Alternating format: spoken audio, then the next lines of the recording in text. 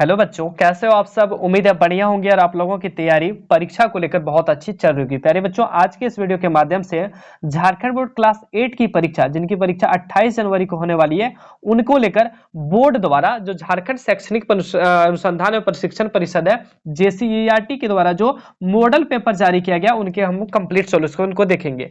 इस वीडियो के माध्यम से हम लोग सामाजिक विज्ञान के क्वेश्चन को देखेंगे, जो आपकी बोर्ड परीक्षा के लिए बहुत ज्यादा इंपॉर्टेंट है। और बोर्ड परीक्षा में आपका ऐसे ही सवाल पूछा जाएगा जैसे इसमें दिया गया है। टोटल आपके 50 क्वेश्चन है और आपको प्रत्येक क्वेश्चन के लिए एक एक अंक दिए जाएंगे। परीक्षा आपका टोटल 1 घंटे का एक सब्जेक्ट का लिया जाएगा। तो आइए देखते हैं कि किस तरह के प्रश्न मॉडल पेपर में दिया गया है, जो आपकी परीक्षा के लिए भी बहुत ज्यादा इंपॉर्टेंट है और परीक्षा में भी आपके ऐसे ही सवाल पूछे जाएंगे। इस वीडियो में हम लोग सामाजिक विज्ञान के क्वेश्चन को देखने वाले।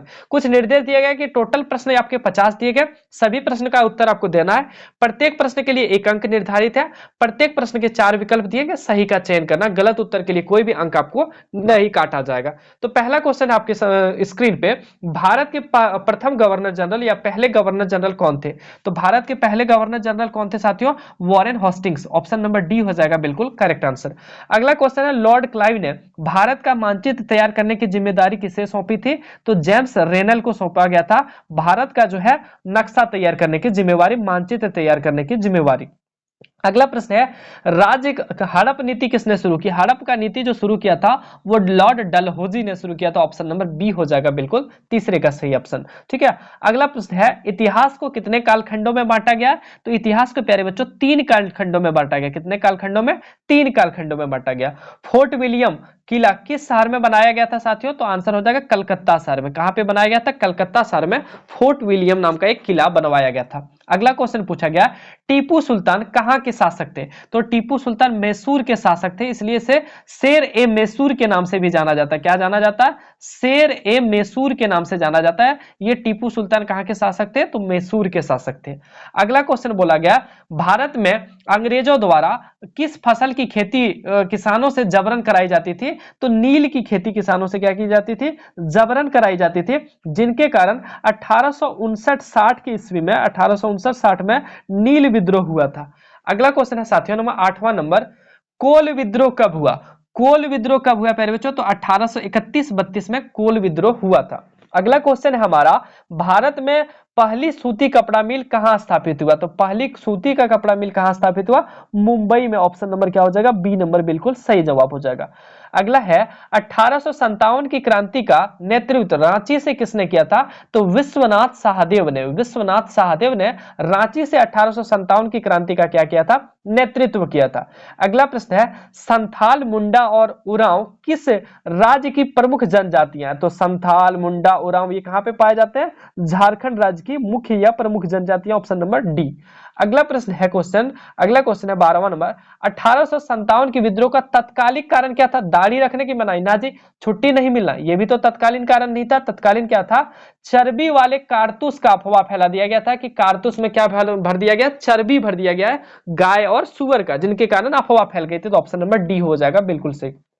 अगला बोला गया, किस दस्तावेज को भारतीय शिक्षा का मैग्ना कार्टा कहा जाता है? तो कौन से दस्तावेज को साथियों?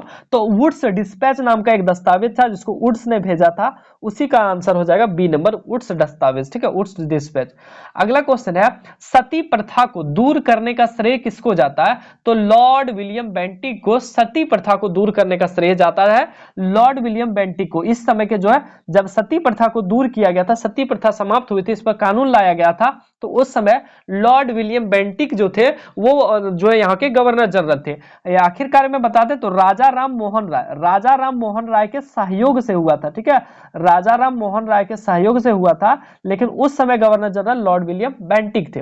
अगला क्वेश्चन है 15वां नंबर, इनमें से कौन सी स्त्री पुरुष तुलना पुस्तक के प्रकाशन से संबंधित है? तो स्त्री पुरुष तुलना जो पुस्तक लिखा गया था वो किसने लिखा था? ताराबाई शिंदे ने। किसने लिखा था? ताराबाई शिंदे ने। क्वेश्चन ये बहुत इंपॉर्टेंट है। एक क्वेश्चन यहां से आपको याद रखना है प्यारे बच्चों, पूछा जाता है कि दिए की रोशनी में किसने पढ़ाई थी? कि दिए की रोशनी में किस महिला ने पढ़ाई की थी? तो आपको याद रखना रास सुंदरी देवी। क्या आंसर हो जाएगा? रास सुंदरी देवी जो है दिए की रोशनी में पढ़ाई की थी, ये आपको एक याद रखना है। दूसरा, स्त्री पुरुष तुलना नामक पुस्तक किसने लिखा था? ताराबाई शिंदे। ये भी प्रश्न आपको याद रखना है। ठीक है। अगला क्वेश्चन हम लोग देखते हैं। बोला गया है हिंदू विधवा पुनर्विवाह अधिनियम कब पारित हुआ या किस वर्ष लागू हुआ, यानी कि जो महिलाएं विधवा हो जाती थी उनका पुनर्विवाह दोबारा विवाह हो, इसके लिए नियम कब पारित किया गया, तो 1856 में लागू किया गया। तो ऑप्शन नंबर सी इनका सही जवाब हो जाएगा।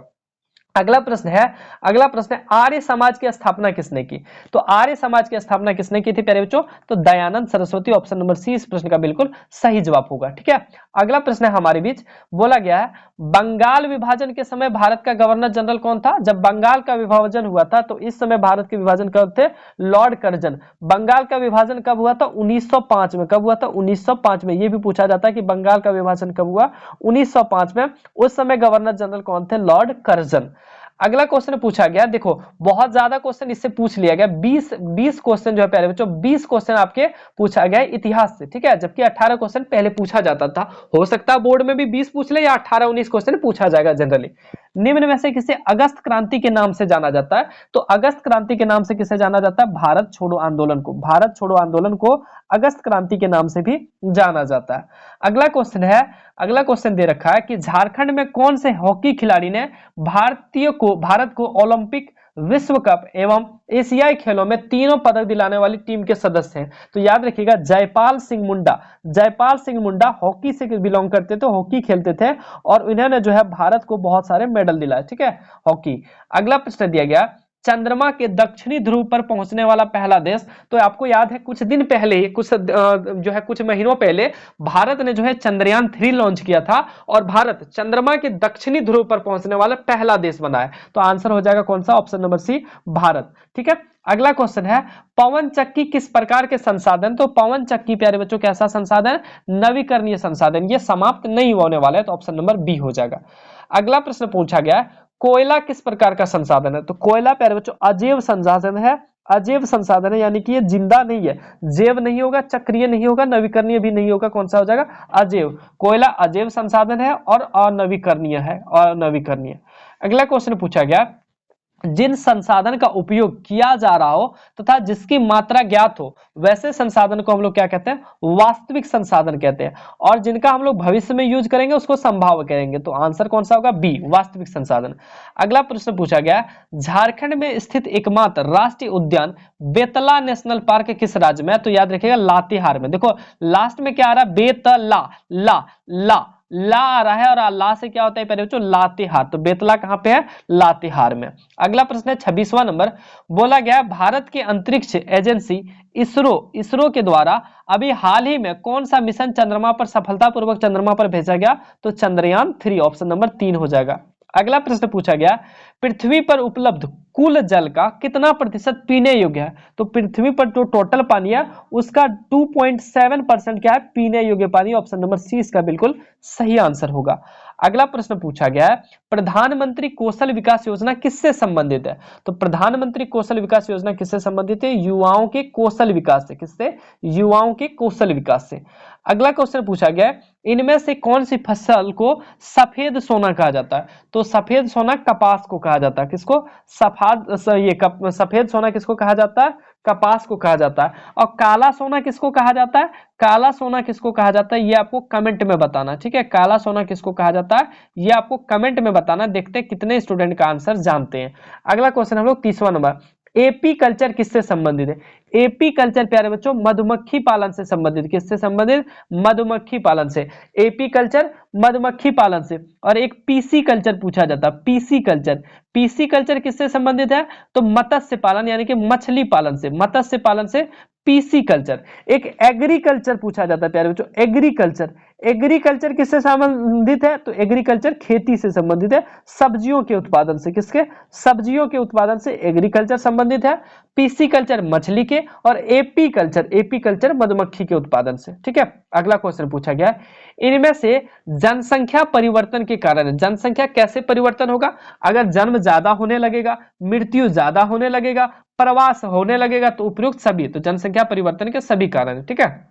अगला बोला आणविक ऊर्जा के उत्पादन में किस आणविक ऊर्जा के उत्पादन के लिए निम्न में से किसका उपयोग किया जाता है? तो आणविक ऊर्जा के उत्पादन के लिए यूरेनियम का प्रयोग किया जाता है। अगला प्रश्न पूछा गया है 33 नंबर सवाल, उत्तर पूर्वी भारत में स्थानांतरित कृषि, जिसको हम लोग एक और कृषि घुमंतू कृषि के नाम से जाना जाता है, जिसे घुमंतू कृषि के नाम से जाना जाता है प्यारे बच्चों, को एक और नाम क्या है? तो झूम कृषि भी इसको बोलते हैं। कौन सा कृषि? झूम कृषि।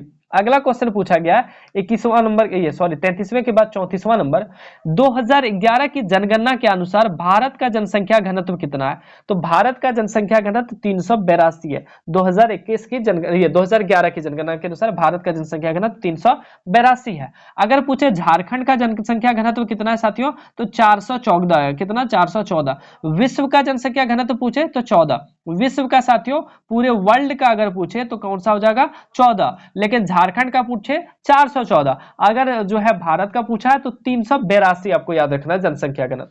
अगला क्वेश्चन पूछा गया, उद्योग किस प्रकार की आर्थिक क्रिया है? तो उद्योग किसमें आ जाएगा साथियों? द्वितीयक आर्थिक क्रिया। किसमें? द्वितीयक। प्राथमिक में आता है खेती, प्राथमिक में आता है खेती, और द्वितीयक में आ गया उद्योग, और तृतीयक में आ जाएगा बैंक शब्द, ठीक है, बैंक वगैरह वगैरह। तो आंसर हो जाएगा कौन सा क्रिया हो जाएगा? द्वितीयक, ऑप्शन नंबर बी। अगला प्रश्न पूछा है, यहां तक प्रश्न जो थे साथियों कितना नंबर तक? 21 नंबर से लेकर आपका जो था 35 नंबर, यानी कि 15 सवाल आपके भूगोल से थे। 15 सवाल किससे थे? भूगोल से। 20 सवाल आपके इतिहास से थे। 15-20 कितना हो गया? 35 सवाल। और 15 सवाल आपके नागरिक शास्त्र रहेंगे। ठीक है, क्लियर है? तो सवाल देखते हैं।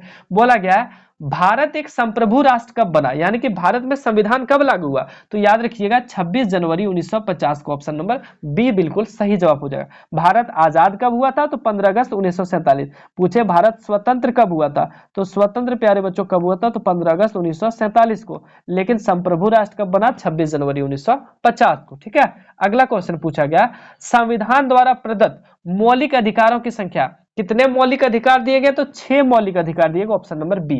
अगर कर्तव्य पूछता कि मौलिक कर्तव्य कितने दिए गए, तो आप याद रखिएगा मौलिक कर्तव्य 11 मौलिक कर्तव्य दिए गए। ठीक है, अगला क्वेश्चन दिया गया, आजादी के बाद भारत ने कैसी शासन पद्धति को अपनाया? तो संसदीय शासन प्रणाली को। कैसे? संसदीय शासन पद्धति को, ऑप्शन नंबर बी हो जाएगा। अगला है क्वेश्चन 39 नंबर, भारतीय संविधान धर्म को लेकर कैसा है? तो भारत का संविधान कैसा है? धर्मनिरपेक्ष, किसी भी धर्म को जो है ये नहीं करता, सब धर्मनिरपेक्ष है। अगला प्रश्न पूछा गया, भारत की पहली महिला प्रधानमंत्री पूछा गया, तो पहली महिला प्रधानमंत्री Indira Gandhi, option number D. ठीक है, पहली महिला प्रधानमंत्री इंदिरा गांधी। और पहली महिला राष्ट्रपति पूछ ले, पहली महिला राष्ट्रपति पूछ ले तो प्रतिभा देवी सिंह पाटिल हो जाता। ठीक है, ये भी क्वेश्चन पूछा गया, जो इंपॉर्टेंट है, जो पूछा जा सकता है, वो भी मैं साथ साथ करा देता हूं। कोई यूट्यूब चैनल आपको नहीं कराएगा, वो सिर्फ क्वेश्चन करा देगा, लेकिन मैं साथ साथ बहुत चीजें आपको करा देता हूं। तो प्रतिभा देवी सिंह पाटिल पहली महिला राष्ट्रपति है, इंदिरा गांधी पहली महिला प्रधानमंत्री। अच्छा, पहली प्रधानमंत्री कौन है? पहला प्रधानमंत्री, ये तो महिला प्रधानमंत्री है। पहला प्रधानमंत्री कौन है? तो जवाहरलाल नेहरू। जवाहरलाल नेहरू ये भारत के पहले प्रधानमंत्री है। अभी प्रधानमंत्री कौन है? अभी वर्तमान में प्रधानमंत्री कौन है? तो श्री नरेंद्र दामोदर दास मोदी, ये वर्तमान में, वर्तमान मतलब अभी में। ठीक है, ये था पहले प्रधानमंत्री जवाहरलाल नेहरू, अभी प्रधानमंत्री नरेंद्र मोदी, पहला महिला प्रधानमंत्री इंदिरा गांधी। अच्छा, पहली महिला राष्ट्रपति प्रतिभा देवी सिंह पाटिल, और पहला राष्ट्रपति कौन था? तो डॉक्टर राजेंद्र प्रसाद। डॉक्टर राजेंद्र प्रसाद पहले राष्ट्रपति। अभी राष्ट्रपति कौन है? तो श्रीमती द्रौपदी मुर्मू। कौन? श्रीमती द्रौपदी मुर्मू। ठीक है, अगला क्वेश्चन देखते हैं 41वां नंबर, सरकार को जन सुविधा के लिए पैसा कहां से आता है? तो सरकार जी खेती तो नहीं करता है, सरकार पुलिस क्या पैसा देती? नहीं, कर से, कर यानी कि टैक्स लेती है सरकार, सब चीजों से में क्या लेती है? टैक्स। तो टैक्स से सरकार को पैसा आता है। अगला क्वेश्चन दिया गया है, इनमें से कौन भारतीय संसद के तीनों अंगों से संबंधित है? भारत के संसद के 3 अंग होते हैं, लोकसभा, राज्यसभा तथा राष्ट्रपति। ऑप्शन नंबर सी बिल्कुल सही होगा। अगला क्वेश्चन पूछा गया है, लोकसभा में सदस्यों की अधिकतम संख्या कितनी निश्चित की गई? तो देखो अधिकतम पूछा गया, यानी कि ज्यादा से ज्यादा कितने सदस्य हैं? 552 सदस्य। अधिकतम कितने? 552। लेकिन पूछेगा निर्वाचन कितना का होता है? निर्वाचन यानी कि चुनाव कितना का होता है? निर्वाचन यानी कि चुनाव कितने का होता है प्यारे बच्चों? तो चुनाव जो है 543 का कराया जाता है। ठीक है, तो पूछे जाएगा निर्वाचित कितने किए जाते हैं? तो 543, लेकिन अधिकतम कितने हैं? 552 सीट है। ठीक है, अगर पूछ ले प्यारे बच्चों, झारखंड में लोकसभा के कितने सीट हैं? झारखंड में लोकसभा के कितने सीट हैं? तो 81 सीट है। ये झारखंड में लोकसभा के कितने सीट है? तो 14 सीट है। कितने सीट? 14 सीट लोकसभा के हैं, लोकसभा के 14 सीट, और विधानसभा के कितने सीट है साथियों? विधानसभा के 81 सीट है। भारत में लोकसभा के कितने सीट? 552। चुनाव कितना पे होता है? 543 पे। झारखंड में लोकसभा के टोटल सीट 14, विधानसभा के टोटल सीट 81। ठीक है, अगला देखते हैं। अगला एक क्वेश्चन है आपके लिए, आप कौन से आप कौन से लोकसभा से आते हैं, कौन से लोकसभा से आप बिलोंग करते हैं? जैसे मैं गोड्डा लोकसभा से बिलोंग करता हूं। कौन सा? गोड्डा। और हमारे यहाँ के सांसद कौन है? तो हमारे यहाँ के सांसद है डॉक्टर निशिकांत दुबे। कौन है? डॉक्टर निशिकांत दुबे। आप कौन से विधानसभा से बिलोंग करते हैं और आपके यहाँ के सांसद कौन है वो कमेंट में बताना आप लोगों को। ठीक है, अगला क्वेश्चन है, भारतीय संविधान के किस अनुच्छेद द्वारा अस्पृश्यता का उन्मूलन किया गया? तो अनुच्छेद 17 द्वारा छुआछूत, अस्पृश्यता यानी कि छुआछूत को खत्म किया गया। अगला क्वेश्चन है प्यारे बच्चों 45 नंबर, बोला गया कौन सी गरीब महिलाओं को, कौन सी योजना गरीब महिलाओं को निःशुल्क एलपीजी गैस कनेक्शन उपलब्ध कराती है? तो याद रखिएगा, प्रधानमंत्री उज्ज्वला योजना। प्रधानमंत्री उज्ज्वला योजना के तहत क्या किया जाता है? महिलाओं को यानी के नाम से क्या दिया जाता है? गैस दिया जाता है। सुकन्या समृद्धि योजना क्या है साथियों? तो सुकन्या समृद्धि योजना के तहत 8वीं से लेकर 18 साल तक की लड़कियों को क्या दिया जाता है? पैसे। 8वीं में 2500, 9वीं में 2500। ये झारखंड सरकार हेमंत सोरेन के द्वारा शुरू किया गया, ये प्रधानमंत्री नरेंद्र मोदी के द्वारा शुरू किया गया। अगला क्वेश्चन है, देश में उच्च न्यायालयों की संख्या, उच्च न्यायालय यानी कि हाईकोर्ट की संख्या कितनी है? तो देश में हाईकोर्ट कितना है साथियों? 24 हाईकोर्ट है। झारखंड का हाईकोर्ट कहां है? रांची में। ठीक है, अगर पूछे देश का सर्वोच्च न्यायालय यानी कि सुप्रीम कोर्ट कहां है? तो नई दिल्ली में। सुप्रीम कोर्ट नई दिल्ली में। सुप्रीम कोर्ट कितने हैं देश में? एक ही सुप्रीम कोर्ट है जो पूरे सभी कोर्टों का मालिक कहे जा सकते हैं। ठीक है, अगला क्वेश्चन, एफआईआर का फुल फॉर्म क्या है? तो फर्स्ट इंफॉर्मेशन रिपोर्ट। एफआईआर का full form first information report, option number A. FIR कहां दर्ज किया जाता है? तो थाना में। कहां में? थाना में। अगला क्वेश्चन दिया गया 48 नंबर, वैसे समुदाय जो गरीबी और शिक्षा के कारण विकास में पीछे छूट जाते हैं, ऐसे समुदाय को कौन सा शब्द से कहा जाता है? तो हाशियाकरण के नाम से जाना जाता है। अगला प्रश्न है, सरकार ने बच्चों से संबंधित समस्याओं को शिकायत के लिए एक हेल्पलाइन नंबर जारी किया गया है। चाइल्ड हेल्पलाइन नंबर कितना है साथियों? 1098। अगर कोई जो है समस्या होती है 1098 पे कॉल कर सकते हैं। बच्चों को अगर कोई परेशान करता है, बच्चों को कोई तंग करता है, तो 1098 पे आप संपर्क कर सकते हैं। तो ये बच्चों के लिए सरकार ने शुरू किया हेल्पलाइन नंबर। ठीक है, अगला प्रश्न हो देखो, बोला गया विश्व तंबाकू निषेध दिवस कब मनाया जाता है? तो विश्व तंबाकू निषेध दिवस कब मनाया जाता है साथियों? ये आपको बताना है। ठीक है, आंसर इसका क्या हो जाएगा? 31 मई को। विश्व तंबाकू दिवस कब मनाया जाता है? 31 मई को विश्व तंबाकू निषेध दिवस, 31 मई को। प्यारे बच्चों, इस तरह से आपने झारखंड बोर्ड परीक्षा 2025 के लिए क्लास 8 के बहुत ज्यादा इंपॉर्टेंट क्वेश्चन को देखा, जो सामाजिक विज्ञान सब्जेक्ट का था, जिनकी परीक्षा आपकी 28 जनवरी को आयोजित होने वाली है। ऐसे ही और भी वीडियोस को देखने के लिए आप हमारे व्हाट्सएप ग्रुप में जुड़े। नंबर है हमारा 9835146164 पे आप मैसेज कीजिए, व्हाट्सएप ग्रुप में जुड़िए और सारे के सारे वीडियो जो झारखंड बोर्ड क्लास 8 के लिए अपलोड हुआ है उनको जरूर देखिए, क्योंकि इससे आपको बहुत ज्यादा बेनिफिट होगा। साथियों, मिलते हैं आप सबों के बीच अगले वीडियो में। तब तक के लिए इस वीडियो को लाइक कीजिए, दोस्तों में शेयर कीजिए, प्यारा प्यारा कमेंट कीजिए, कैसा लगा वीडियो जरूर बताइए, और इस यूट्यूब चैनल जैक रैंकर्स को सब्सक्राइब कर लीजिए, ताकि जैसी और भी वीडियोज आती है उनके बारे में आपको पता चल सके और आप उनको देख सके। मिलते हैं नेक्स्ट वीडियो में, तब तक के लिए सभी को धन्यवाद।